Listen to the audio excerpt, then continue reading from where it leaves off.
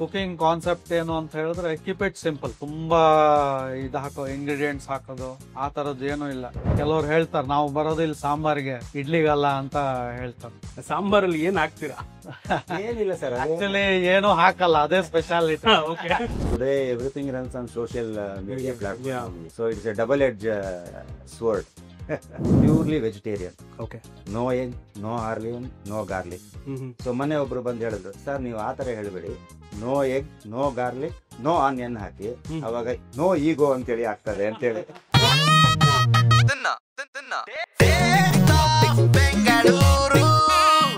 ಎಲ್ರಿಗೂ ನಮಸ್ಕಾರ, ನಾನು ರೇಡಿಯೋ ಸಿಟಿ ಆಜೆ ರೌಂಡ್ ರಜಸ್ ಮಾತಾಡ್ತಾ ಇದ್ದೀನಿ. ಇದು ಬೆಂಗಳೂರಿನ yummiest show, the taste of Bengaluru. And ಈ ಒಂದು ಹೊಸ ಎಪಿಸೋಡ್ಗೆ ತಮ್ಮೆಲ್ಲರಿಗೂ ಸ್ವಾಗತ, ಸುಸ್ವಾಗತ.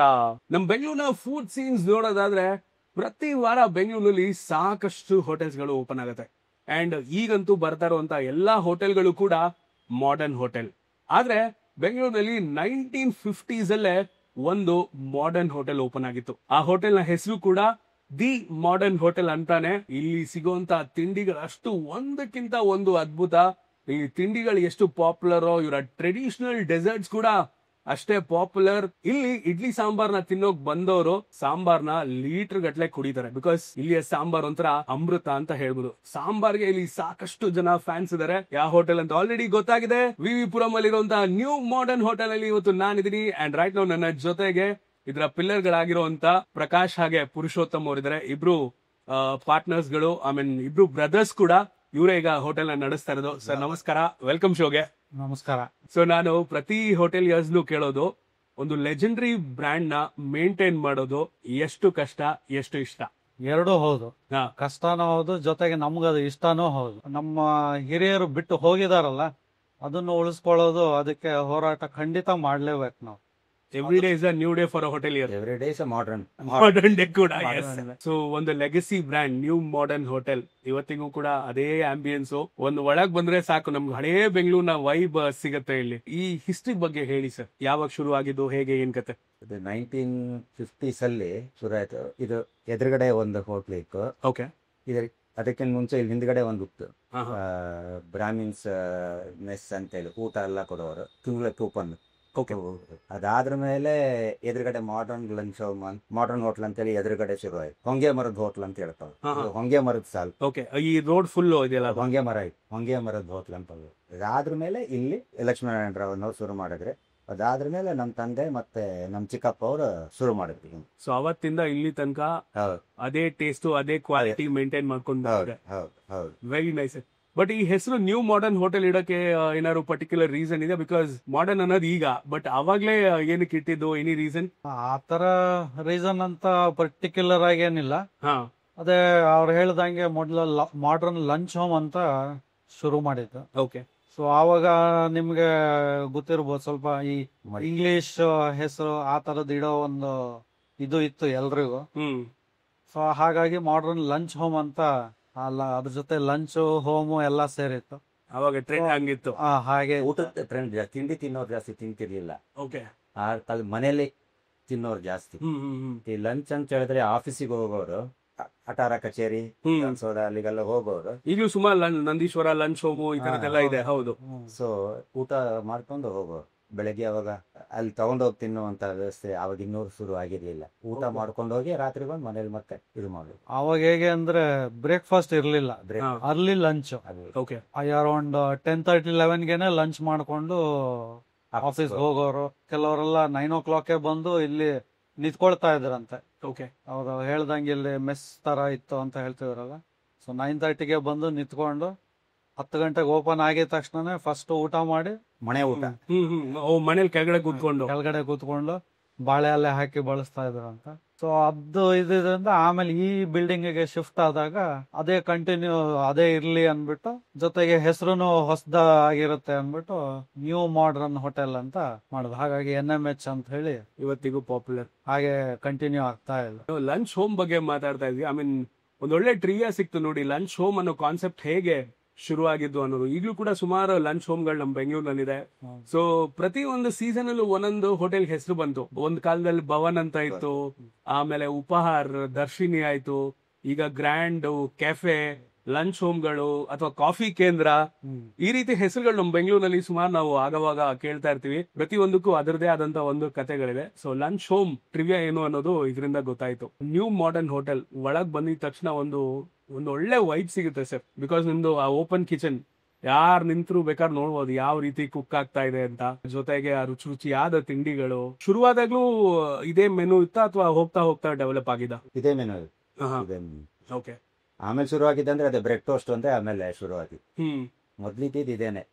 ಇಡ್ಲಿ, ವಡೆ, ದೋಸೆ, ಪೂರಿ, ಖಾರ ಬಾತ್, ಕೇಸರಿ ಬಾತ್, ಕಾಫಿ, ಗ್ಲಾಸ್ ಕಾಫಿ.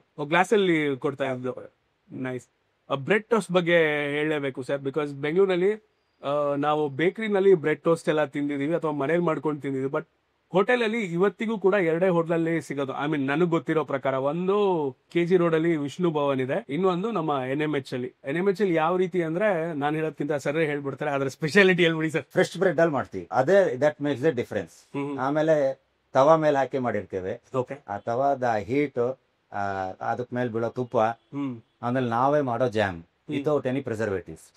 ಟೊಮೊಟೊ, ಸಕ್ಕರೆ ಹಾಕಿ ಮಾಡುವಂತ ಜಾಮ್, ಫ್ರೆಶ್ ಜಾಮ್. ಅದು ಇಡು ಮಾಡುವಂತ ಜಾಸ್ತಿ ನಾವು ಉಳಿಯಲ್ಲ. ಡೈಲಿ ಪ್ರಿಪೇರ್ ಮಾಡ್ತೀರಾ ಅಥವಾ ಹೇಗೆ? Once in 2 days, 3 days ನೋಡ್ಕೊಂಡು. It doesn't have A shelf life. ಅದು ಟೇಸ್ಟ್ ಬೇರೆ. ಬಿಸಿ ಬಿಸಿ ಹಂಚಿಂದ ಬರ್ತದಲ್ಲ ತುಪ್ಪ ಹಾಕಿ, ಆ ಟೇಸ್ಟ್ ಬೇರೆ, ಫ್ರೆಶ್ ಬ್ರೆಡ್ ಬೇರೆ, and that makes the difference. ಸ್ವಲ್ಪ ಹೊತ್ತು ಮುಂಚೆ ಈ ಎಪಿಸೋಡ್ ಶೂಟ್ ಮಾಡೋಕ್ಕಿಂತ ಮೊದಲು ಲೈಕ್ ನಾವು ತಿಂದ್ವಿ ಆಯ್ತಾ.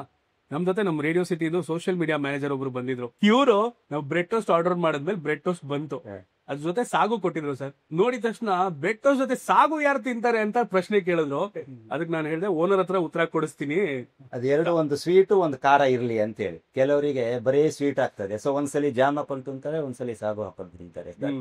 ಇದು ಇರ್ತದೆ ಕಾಂಬಿನೇಷನ್, ಹಾಟ್ ಅಂಡ್ ಸ್ವೀಟ್ ಅಂತ ಹೇಳ್ತಾರಲ್ಲ ಆ ತರ. ಪ್ಲಸ್ ಅದ್ರ ಜೊತೆಗೆ ನಮ್ಮಲ್ಲಿರೋ ಐಟಮ್ನೇ ಉಪಯೋಗಿಸ್ಕೊಂಡು ಕಸ್ಟಮರ್ಗೆ ಒಂದು ಹೊಸದೇನೋ ಒಂದು ಕೊಡ್ಬೇಕು ಅನ್ನೋ ಒಂದು ಕಾನ್ಸೆಪ್ಟ್ ಮೋಸ್ಟ್ಲಿ ಆವಾಗ ಶುರು ಮಾಡಿದವ್ರ ಮೈಂಡ್ ಅಲ್ಲಿ ಓಡ್ತಾ ಇದ್ದಿತ್ತೇನೋ.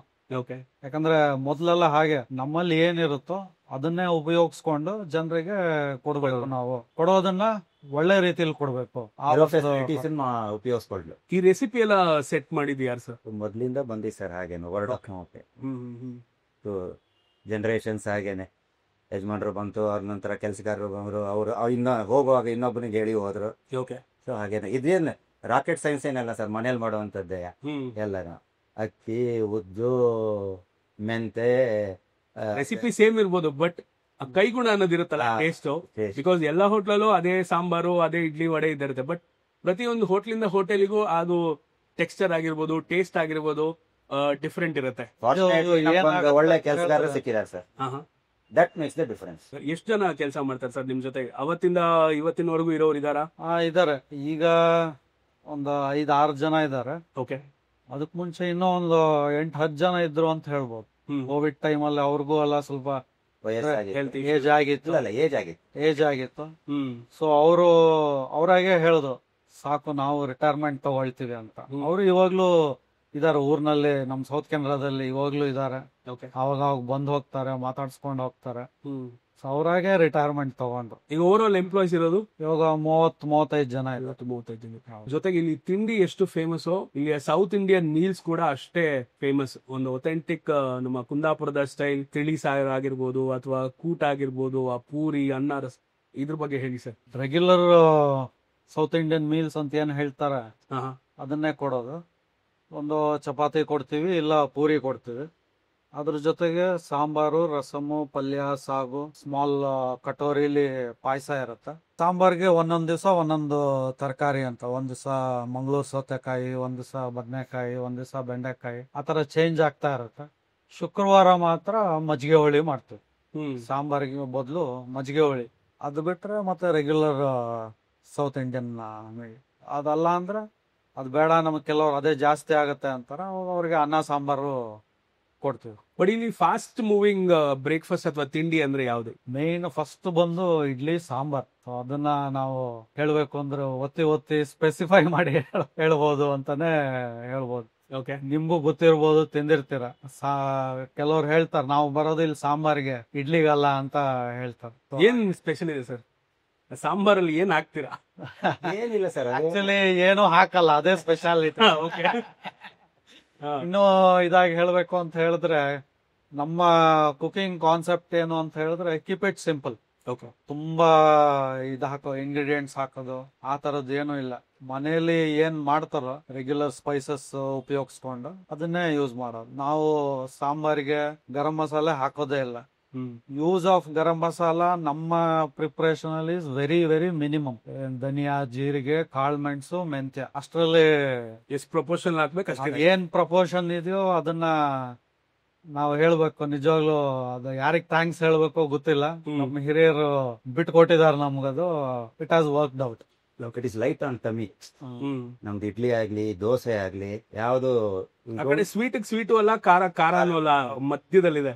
ಹೌದು. ದೋಸೆ ತಿಂದ್ರು ಏನ್ ಹೆವಿ ಆಗೋದಿಲ್ಲ, ಬೇಗ ಡೈಜೆಸ್ಟ್ ಆಗುತ್ತದೆ. That is the plus point. ಕೆಲವ್ರು ಹೇಳ್ತಾರಲ್ಲ ಹೋದ ತಕ್ಷಣ ಹೊಟ್ಟೆ ತುಂಬಿತು, ನಮ್ಮಲ್ಲಿ ಆತರ ಆಗೋದಿಲ್ಲ. ಹೊಟ್ಟೆ ತುಂಬುತ್ತೆ, ಅನ್ಈಸಿನೆಸ್ ಇರಲ್ಲ. Correct. So the secret of NMH sambar ಏನು ಅನ್ನೋದನ್ನ ಇವತ್ತು ಬಿಟ್ಕೊಟ್ಟಿದ್ದಾರೆ. ಅದ್ರ ಜೊತೆಗೆ ಲೈಕ್ ನಿಮ್ಮ ಟ್ರೆಡಿಷನಲ್ ಸ್ವೀಟ್ ಗಳು ಸರ್, ಪೇಣಿ ಆಗಿರ್ಬೋದು and badam halwa, one of the fast moving ಇಲ್ಲಿ. ಆಮೇಲೆ ನಿಮ್ಮ ಸೋಕೇಶ್ ನೋಡಿದ್ರೆ ಫುಲ್ ಖುಷಿ ಆಗುತ್ತೆ. ಅಂದ್ರೆ ಈಗಿನ ಕಾಲದಲ್ಲಿ ಅದನ್ನ ನಾವು ನೋಡಲ್ಲ ಯಾರು. ಹಳೆ ಕಾಲದ ಹೋಟೆಲ್ಗಳಲ್ಲಿ ಮಾತ್ರ ಸೋಕೇಶ್ ಅಲ್ಲಿ ಸ್ವೀಟ್ ಗಳನ್ನ ತಂದಿಡೋರು. ಬಟ್ ಇವತ್ತಿಗೂ ನೀವು ಆ ಒಂದು ಟ್ರೆಡಿಷನ್ ನ ಕಸ್ಟಮ್ ನ ಹಾಗೆ ಫಾಲೋ ಮಾಡ್ಕೊಂಡು ಬಂದಿದ್ರ. ಈ ಡೆಸರ್ಟ್ ಸ್ವೀಟ್ಸ್ ಬಗ್ಗೆ ಹೇಳಿ ಸರ್. ಅದು ಅಷ್ಟೇನೆ. ಆ 4 ಅಥವಾ 5 ಸ್ವೀಟ್ ಏನಿದೆಯೋ ಅದನ್ನೇ ನಾವು ಮಾಡೋದು. ಮೊದ್ಲು ಮಾಡ್ತಾ ಇದ್ವಿ. ಮೊದ್ಲು ಜಾಂಗೀರ್ ಮಾಡ್ತಾ ಇದ್ವಿ ಇದ್ರ ಜೊತೆಗೆ. ಇವಾಗ ಬಾದಾಮ್ ಪುರಿ, ಬಾದುಷಾ, ಮೈಸೂರ್ ಪಾಕ್ ಗಟ್ಟಿ ಮೈಸೂರ್ ಪಾಕ್, ಗೂಡು ಮೈಸೂರು ಬ್ಲೆಂಡೆಡ್. ಸೊ ಅದ್ರ ಜೊತೆಗೆ ಮೊದ್ಲು ಜಾಂಗೀರ್ ಮಾಡ್ತಾ ಇದ್ವಿ. ಅದೇನಾಯ್ತು, ಅವ್ರು ಮಾಡೋ ಇವ್ರು ಭಟ್ರು ಬರೋದಿಲ್ಲ ಅಂತ ಹೇಳಿದ್ರು. ಎಸ್ಪೆಷಲಿ ಕೋವಿಡ್ ಆದ್ಮೇಲೆ ಅವ್ರಿಗೆ 75 ಆಗಿತ್ತು. ಓಕೆ. ಅವಾಗ ಬಂದ್ ಮಾಡ್ತಾ ಇದ್ರು, ನಿಮ್ ಇದಕ್ಕೋಸ್ಕರ ಮಾಡ್ತೀವಿ ಅಂತ ಹೇಳಿ. ಅದಾದ್ರ ಮೇಲೆ ಅವರು ಬರ್ತಾ ಇಲ್ಲ. ಆ ರೀತಿ ಮಾಡೋರು ಯಾರು ಸಿಗ್ಲಿಲ್ಲ ನಮ್ಗೆ. ಇವಾಗ್ಲೂ ಹುಡುಕ್ತಾನೆ ಇದೀವಿ ಇನ್ನು. ಟೇಸ್ಟ್ ಯಾರಾದ್ರೂ ಕೊಡ್ತಾರೆ ಅಂತ. ಟೇಸ್ಟಿಂಗ್ ಈಗ ಏನಾಗಿದೆ, ಎಲ್ಲ ಮಾಸ್ ಬಲ್ಕ್. ಸ್ಮಾಲ್ ಬ್ಯಾಚಸ್ ಅಲ್ಲಿ ಮಾಡಕ್ಕೆ it requires A different skills. Obviously ಅಂದ್ರೆ ಡಿಫರೆಂಟ್ ಸ್ಕಿಲ್ ಸೆಟ್ ಬೇಕು. ಬೇಗ ಖಾಲಿ ಆಗುತ್ತೆ ಸ್ಮಾಲ್ ಬ್ಯಾಚಸ್ ಅಲ್ಲಿ ಮಾಡಿದಾಗ, ಅಂಡ್ ಫ್ರೆಶ್ ಆಗಿರುತ್ತೆ. ಬಟ್ ಮಾಡೋರಿಗೆ ಇದು ನಮ್ಗಂತವ್ರು ಸಿಗ್ತಾ ಇಲ್ಲ. Okay. Because laborious process. So bulk ಅಲ್ಲಿ ಮಾಡಿದವಾಗ, ದೊಡ್ಡ ಬ್ಯಾಚ್ ಅಲ್ಲಿ ಮಾಡಿದವಾಗ್ಲ ಅದು ಸರಿ ಬರ್ತದೆ. ಈ ಸ್ಮಾಲ್ ಕ್ವಾಂಟಿಟಿ ಮಾಡ್ಬೇಕಲ್ಲ, ಅಲ್ಲೇ ಚಾಲೆಂಜ್ ಇರೋದು. ಬಟ್ ಬಾದಾಮ್ ಹಲ್ವಾ ಬಗ್ಗೆ ಮಾತಾಡ್ಲೇಬೇಕು sir. One of the fast moving. ಇದು ಡೈಲಿ ಮಾಡ್ತೀರಾ ಅಥವಾ ಹೇಗೆ? ಇಲ್ಲ, ಅದು ವೀಕೆಂಡ್ಸ್ ಅಲ್ಲಿ ಮಾತ್ರ. Saturday, Sunday. ಓಕೆ. 2 ದಿವಸ ಮಾಡೋದು. ಅದು ಅಷ್ಟೇ. ಸ್ಯಾಟರ್ಡೆ ಬೆಳಿಗ್ಗೆ ಒಂದ್ ಬ್ಯಾಚ್ ಮಾಡ್ತೀವಿ, ಮಧ್ಯಾಹ್ನ ಒಂದ್ ಬ್ಯಾಚ್ ಮಾಡ್ತೀವಿ, ಮತ್ತೆ ಸಂಡೇ ಮಾರ್ನಿಂಗ್ ಒಂದ್ ಬ್ಯಾಚ್, ಮಧ್ಯಾಹ್ನ ಒಂದ್ ಬ್ಯಾಚ್. ಅಷ್ಟೇ. ಅಲ್ಲಿಗೆ ಖಾಲಿ ಆಗತ್ತೆ. ಅಷ್ಟೇ ಮಾಡೋದು ನಾವು. ಯಾರು ಬಂದು ಕೇಳಿದ್ರು ಮತ್ತೆ ಇಲ್ಲ, ಮತ್ತೆ ಅವರು ನೆಕ್ಸ್ಟ್ ಸ್ಯಾಟರ್ಡೇನೆ ಬರ್ಬೇಕು, ನೆಕ್ಸ್ಟ್ ವೀಕೆಂಡೇ ಬರ್ಬೇಕು. 1950s 60s ಅಲ್ಲಿ ಶುರುವಾಗಿದ್ದು ಅಂತ ಹೇಳಿದ್ರಿ. ಸೊ ಆಗ ಇಲ್ಲಿ ಸಾಕಷ್ಟು ಜನ ಸಾಹಿತಿಗಳು, ಕವಿಗಳಿಗೆ ಇದೊಂಥರ ಅಡ್ಡ ಆಗಿತ್ತು. ನಮ್ಮ DVG ಅವರೆಲ್ಲ ಇಲ್ಲೇ ಕೂತೆಲ್ಲ ಬರ್ದಿದ್ದಾರೆ ಅಂತ ಕೇಳ್ಪಟ್ಟಿದ್ವಿ. ಇದ್ರ ಬಗ್ಗೆ ಹೇಳಿ ಸರ್. ತುಂಬಾ ಜನ ಇಲ್ಲಿಗೆ ಬರ್ತಾ ಇದ್ರಂತೆ. ಆನಾ ಕೃಷ್ಣರಾಯರ ಮನೆ ಇಲ್ಲೇ ಬ್ಯಾಕ್ ಸೈಡ್ ಅಲ್ಲಿ ಇತ್ತು. ಓಕೆ. Back side. ಹಾಗಾಗಿ ಈ ಮೇನ್ ರೋಡ್ಗೆ ಅವ್ರದ್ದೇ ಹೆಸರು. ಹೌದು. ಕೃಷ್ಣರಾವ್ ರೋಡ್ ಅಂತಾನೆ ಇದಕ್ಕೆ ಹೆಸರಿಟ್ಟಿದ್ದಾರೆ. ಹಾಗೆ ಅದ್ರ ಜೊತೆಗೆ ಅದೇ ನೀವ್ ಹೇಳ್ದಂಗೆ DVG ಅವರಾಗ್ಲಿ, ಇವನ್ ಮಾಸ್ತಿ ಅವ್ರು ಬರ್ತಾ ಇದ್ರಂತ. ನಮ್ಗೆ ಗೊತ್ತಿಲ್ಲ, ನಾವು ಕೇಳ್ಪಟ್ಟಿದೀವಿ. ಓಕೆ. ಆಮೇಲೆ ಇತ್ತೀಚೆಗೆ ತೀರ್ಕೊಂಡಂತ ವೆಂಕಟೇಶ್ ಮೂರ್ತಿ ಅವರು, ವೆಂಕಟೇಶ್ ಮೂರ್ತಿ ಅವರು, ಅವ್ರು ಕೂಡ ರೆಗ್ಯುಲರ್. ಅವರು ಬಂದ್ರೆ ಅವ್ರೊಂದ್ 3 ತಿಂಗಳಿಂದ ಬಂದಿದ್ರು. ನಾವು ನಮಗೂ ಅಷ್ಟೇ ಕಮ್ ವಿತ್ ಸಮ್ ಸಪೋರ್ಟ್, ಅಂದ್ರೆ ಬಿಡ್ಕೊಂಡ್ ಬಂದಿದ್ರು.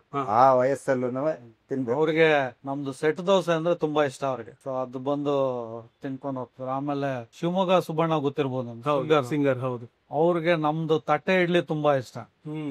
ಅವರು ರೆಗ್ಯುಲರ್ ಆಗಿ ಬರ್ತಾ ಇದ್ರು. ಅದಲ್ಲದೆ ನೀವು ಕನ್ನಡ ಫಿಲಂ ಇಂಡಸ್ಟ್ರಿಲಿ ಆರ್ಟ್ ಫಿಲಂ ಅಂತ ಕೇಳಿರ್ಬೋದು. ಹೌದು. Not the regular commercial, art movies ಅಂತ. ಸೊ ಆರ್ಟ್ ಮೂವೀಸ್ ದ ನೀವು ಯಾರೇ ಡೈರೆಕ್ಟರ್ ತಗೊಳ್ಳಿ, ಫೋಟೋಗ್ರಾಫರ್ ಅಥವಾ ಮ್ಯೂಸಿಕ್ ಸಂಬಂಧಪಟ್ಟವರು, ಅವ್ರು ಯಾರೇ ಆಗಿರ್ಲಿ, ಅವ್ರನ್ನ ವಿಚಾರಿಸಿದ್ರೆ ಅವ್ರಿಗೆ ಇದು ನೀವು ಹೇಳ್ದಂಗೆ ಅಡ್ಡ ಆಗಿತ್ತು.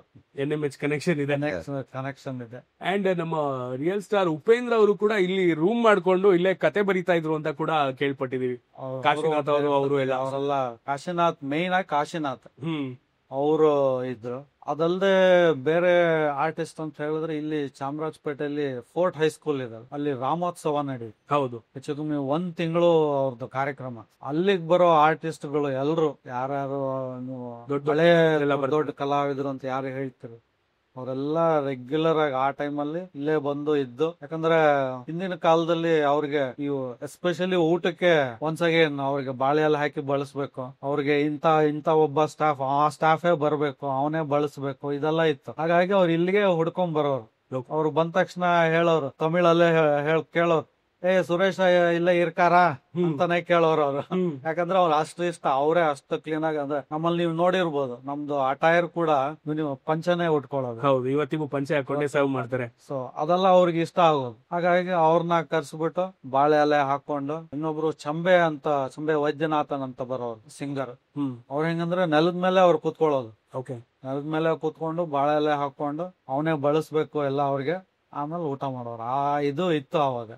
ಹಾಗಾಗಿ ಎಲ್ರು ಅದನ್ನೇ ಇಷ್ಟಪಡೋರು. ಹೌದು, ಚಾಮರಾಜಪೇಟೆನಿಲ್ಲೇ.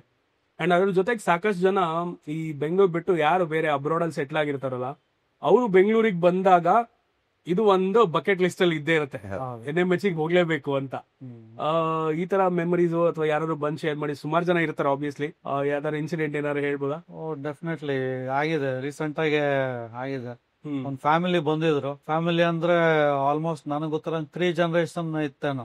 ಅವ್ರು ಬಂದ್ ಹೇಳ್ತಿದ್ರು, ನನ್ಗೆ ಇವತ್ತು ನನ್ ಮೊಮ್ಮಗ ಕರ್ಕೊಂಬಂದ ಇಲ್ಲಿಗೆ, ಅವ್ನ್ ತಿಂದಿದ್ನಂತೆ ಎಲ್ಲ, ಅಜ್ಜ ನೀವು ಬರ್ಬೇಕು ಅಂತ ಹೇಳ್ಬಿಟ್ಟು ಸೇಮ್ ಇದೆ ಒನ್ಸ್ ಅಗೇನ್ ಸಾಂಬಾರ್ಗೋಸ್ಕರನೇ.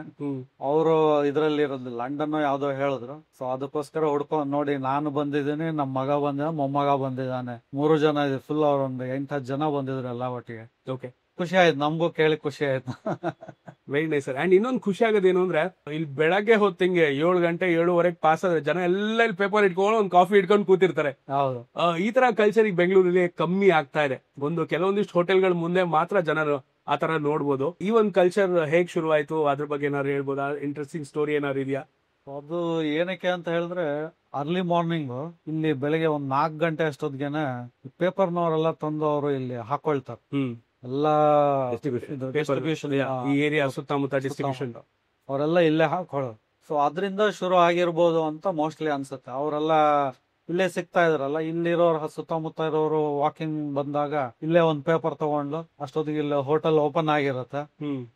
ಮೊದ್ಲು ಬೇಗನೆ ಶುರು ಮಾಡ್ತಾ ಇದ್ರು ಹೋಟೆಲ್. ಇವಾಗ ನಾವು 7 to 7 ಮಾಡಿದೀವಿ ಟೈಮಿಂಗ್ಸ್. ಬಟ್ ಮೊದ್ಲು 6 ಗಂಟೆಗೆ ಓಪನ್ ಆಗ್ತಾ ಇತ್ತು. ಅವ್ರು ಅಲ್ಲೇ ಒಂದ್ ಪೇಪರ್ ತಗೊಂಡು, ಕಾಫಿ ತಗೊಂಡು, ಹಂಗೆ ಪೇಪರ್ ಓದ್ಕೊಂಡು ಕಾಫಿ ಕುಡ್ಕೊಂಡು ಒಳಗಡೆ ಬಂದ್ರೆ ಬೇರೆಯವರಿಗೆ ಡಿಸ್ಟರ್ಬ್ ಆಗತ್ತೆ. ಸೊ ಎಲ್ಲ ಕಾಫಿ ಎಲ್ಲ ಮುಗಿಸಿ ಪೇಪರ್ ಎಲ್ಲ ಅದ್ರ ಮೇಲೆ ಕೆಲವರು ಅಷ್ಟೊತ್ತಿಗೆ 8 ಗಂಟೆ ಆಗಿರೋದು. ಇನ್ನೊಂದ್ ಸಿಂಗಲ್ ಇಡ್ಲಿ ತಿನ್ಕೊಂಡು ಮನೆಗೆ ಹೋಗೋರು. ಅದು ಸುಮಾರು ಜನಕ್ಕೆ ಇನ್ನೂ ಅದಿದೆ, ಆ ಒಂದು ಏನಂತಾರೆ ಅಭ್ಯಾಸ. ಮನೇಲಿ ಎಷ್ಟೇ ಚೆನ್ನಾಗಿ ತಿಂಡಿ ಮಾಡಿರ್ಬೋದು, ಹೊರಗಡೆ ಹೋಗಿ ಒಂದು ಕಾಫಿ ಕುಡಿದು ಒಂದು ತಿಂಡಿ ತಿಂದು ಆಮೇಲೆ ಮನೆಗೆ ಹೋದ್ರೆ ಅದೊಂದು ಸಮಾಧಾನ. ಅದ್ರಲ್ಲಿ ಆ ಒಂದು ಲಿಸ್ಟ್ ಅಲ್ಲಿ NMH ಕೂಡ ಇದೆ ಅಲ್ವಾ? ನಮ್ಮದ್ ಮನೇಲಿ ಮಾಡಿದಾಗೆ ಇರ್ತದೆ, ಬಿಸಿ ಬಿಸಿ ಇರ್ತದಲ್ಲ, ಮನೇಲಿ ಮಾಡಿದಾಗೆ ಇರ್ತದೆ. ಬಟ್ ಈಗಲೂ ಅದೇ ಆಂಬಿಯನ್ಸ್ ಅವತ್ತು ಹೇಗಿತ್ತು ಈಗಲೂ ಹಾಗೆ ಇದೆ, ಅಥವಾ ಏನಾದ್ರು ಚೇಂಜಸ್ ಮಾಡಿದೀರಾ ನೀವು? ಫ್ಲೋರಿಂಗ್ ಒಂದು ಚೇಂಜ್ ಮಾಡಿದೆ ಅಷ್ಟೇ. ಮೊಸಾಯಿಕ್ ಇತ್ತು, ಅದು ವೇರ್ ಅಂಡ್ ಟೇರ್ ಆಗಿ ಅದ್ರ ಮೇಲೆ ಈಗ ಗ್ರಾನೈಟ್ ಹಾಕಿದ್ದೀವಿ. Otherwise nothing. ಮೊದಲು ಸರ್ವಿಸ್ ಇತ್ತು, NMH ಅಲ್ಲಿ ಸೆಲ್ಫ್ ಸರ್ವಿಸ್ ಅನ್ನೋ ಕಾನ್ಸೆಪ್ಟ್ ಬರಕ್ ಸಾಧ್ಯ ಇಲ್ಲ ಅಂತ ಹೇಳಿದಿತ್ತು. ಕೋವಿಡ್ ಬಂದು ಅದನ್ನೆಲ್ಲ ಚೇಂಜ್ ಮಾಡಿದ್ವಿ. NMH ಅಲ್ಲೂ ಸೆಲ್ಫ್ ಸರ್ವಿಸ್ ಬಂತು ಕೋವಿಡ್ ಆದ್ರ ಮೇಲೆ. ಅರ್ಲಿ ಸರ್ವಿಸ್ ಇದೆ, ಈಗ ಸೆಲ್ಫ್ ಸರ್ವಿಸ್ ಕೂಡ ಇದೆ. ಅಂದ್ರೆ ಮೇನ್ ಎಂಟ್ರೆನ್ಸ್ ಬಂದ್ರೆ ಅಲ್ಲಿ ಸೆಲ್ಫ್ ಸರ್ವಿಸ್ ಹಾಲ್, ಪಕ್ಕದಲ್ಲಿ ಸರ್ವಿಸ್ ಹಾಲ್ ಇದೆ. Very nice. ಬಟ್ ಈಗ ಅದ್ರ NMH ಏನು ಪಬ್ಲಿಸಿಟಿ ಬೇಡ, ಏನು ಬೇಡ, ಅವತ್ತಿಂದನೂ ಇಟ್ಸ್ ವರ್ಡ್ ಆಫ್ ಮೌತ್ ಇಂದಾನೆ ಪಾಪ್ಯುಲರ್. ಬಟ್ ಈಗ ಇನ್ಸ್ಟಾಗ್ರಾಮ್ ಒಂದ್ ಟ್ರೆಂಡ್ ಶುರು ಆದ್ಮೇಲೆ ಸಾಕಷ್ಟು ರೀಲ್ಸ್ ಗಳು ಬಂದಿದೆ NMH ಬಗ್ಗೆ. ಅವಾಗಕ್ಕೂ ಇವಕ್ಕೂ ಹೇಗ್ ಡೀಲ್ ಮಾಡ್ತೀರಾ ಸರ್? ನಾವು ಅದ್ರಲ್ಲಿ ನಾವಾಗಿ ಏನು ಇನ್ಸ್ಟಾಗ್ರಾಮ್ ರೀಲ್ ಮಾಡೋದಾಗ್ಲಿ ಅಥವಾ ಫೇಸ್ಬುಕ್ ಸೋಷಿಯಲ್ ಮೀಡಿಯಾ ಅಕೌಂಟು ಇಲ್ಲ, ಅದು ಮಾಡಕ್ಕೆ ಹೋಗೋದಿಲ್ಲ. ಇನ್ನು ನೀವ್ ಹೇಳ್ದಂಗೆ ಯಾರೋ ಕಸ್ಟಮರ್ ಬಂದು ಮಾಡಿದ್ರೆ ನಾವು ಅದನ್ನ ಇದ್ ಮಾಡ್ಲಿಕ್ಕೆ ಹೋಗಲ್ಲ. ಸೊ ವಿ ವಿಲ್ ಸಿ, ಅವ್ರದ್ದೇನಾರು ಅದ್ರಲ್ಲಿ ತುಂಬಾ ನಮ್ಮ ವಿರುದ್ಧವಾಗಿ ಏನಾರು ಇದ್ರೆ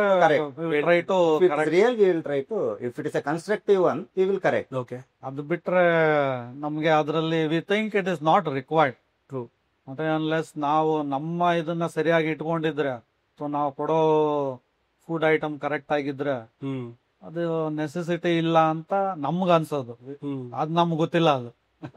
Because today everything runs on social media platform, so it's a double-edged sword, and we are not good at handling. Okay, you are good at handling customers. You are good at preparing good food.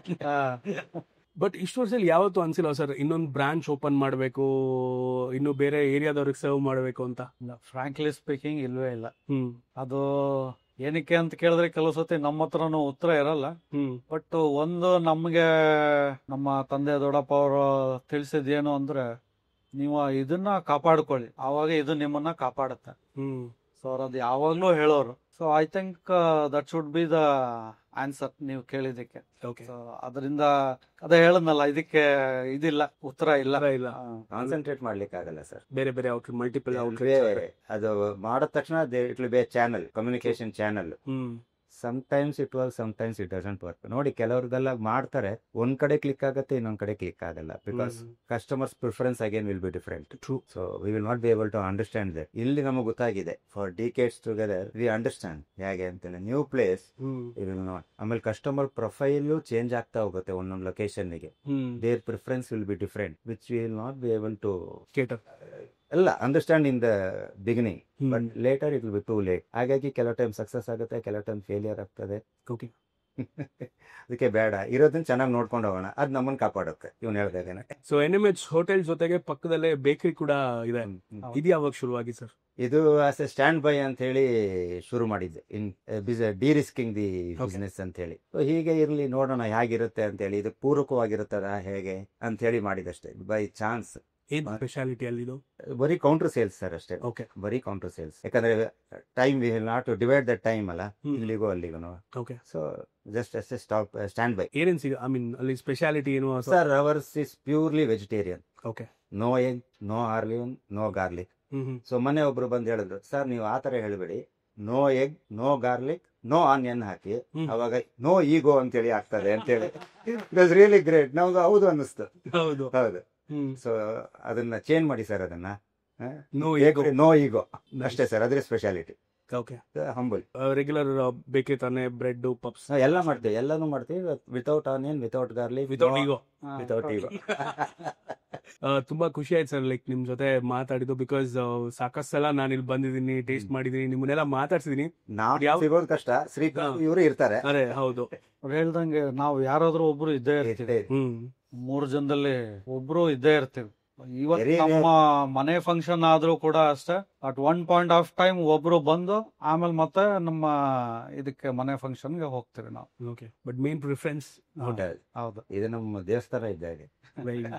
ಆ ಒಂದು ಶ್ರದ್ಧೆ, ಭಕ್ತಿ, ಒಂದು passion ಇರೋದ್ರಿಂದಾನೇ ಇದು ಇಷ್ಟು popular ಆಗಿ ಇವತ್ತಿಗೂ ಕೂಡ ಚಾಲ್ತಿಯಲ್ಲಿ ಇರೋದಕ್ಕೆ ಸಾಧ್ಯ ಅಂತ ಅನ್ಸುತ್ತೆ. Thank you so much. ಖುಷಿ ಆಯ್ತು ಲೈಕ್ ನಿಮ್ಮನ್ನ ಮಾತಾಡಿಸಿ, ಇಷ್ಟೊಂದೆಲ್ಲ NMH ಬಗ್ಗೆ ತಿಳಿಸ್ಕೊಟ್ರಿ ನೀವು.